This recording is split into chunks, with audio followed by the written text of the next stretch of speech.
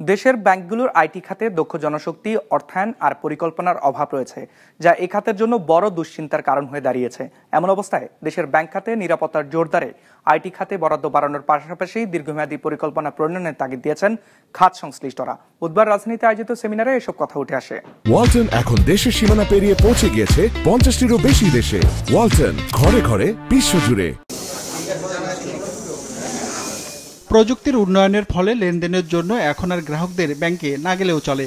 ঘরে বসে ডিজিটাল প্রযুক্তি ব্যবহার করে প্রায় সব সেবায় পেয়ে থাকেন। গ্রাহকদের নিরাপত্তা বিবেচনায় প্রতিষ্ঠানগুলো আইটি খাতে প্রয়োজনীয় সংযোজনও করে থাকে প্রতিনিয়তই। তবে তা যথেষ্ট নয় বলে জানানো হয় এই আলোচনায়।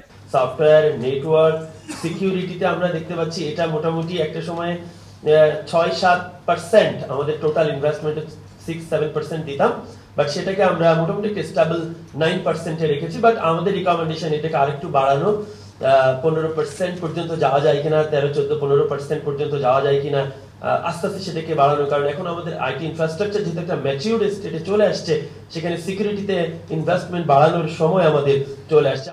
বিআইবিএম এর আলোচনায় বলা হয়, গেল 26 বছরে ব্যাংকিং খাতে প্রযুক্তির উন্নয়নে 53,413 কোটি টাকা খরচ করা হয়েছে, যার মধ্যে সবচেয়ে বেশি খরচ হয়েছে হার্ডওয়্যারে।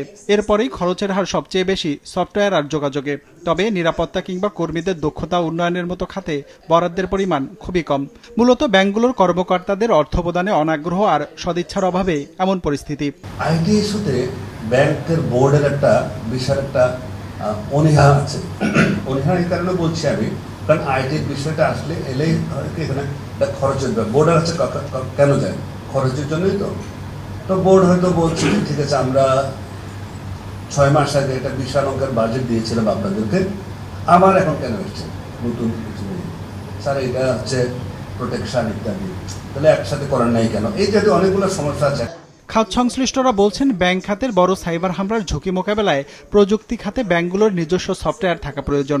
সেই সাথে এসব কাজ তদারকিতে যে কর্মকর্তা রয়েছেন তাদের দক্ষতা বাড়াতে প্রশিক্ষণ প্রদানের জন্য প্রয়োজনীয় অর্থের বরাদ্দ বাড়ানোর তাগিদও উঠে আসে আলোচনায়। আইসিটির উপরে ট্রেনিং এর বাজেট দরকার, ইনফ্রাস্ট্রাকচার বাজেট খুবই জরুরি, যদিও এটা তো কস্টলি হবেই, কারণ এটা তো মডার্ন টেকনোলজি, এটা কস্টলি হবেই। কাজে ব্যাংকারদের ব্যাংক ম্যানেজমেন্টের অবশ্যই উচিত ট্রেনিং এবং আইসিটি ডেভেলপমেন্টের উপরে অনেক বেশি একটু খরচ করা দরকার for the security of our banking system.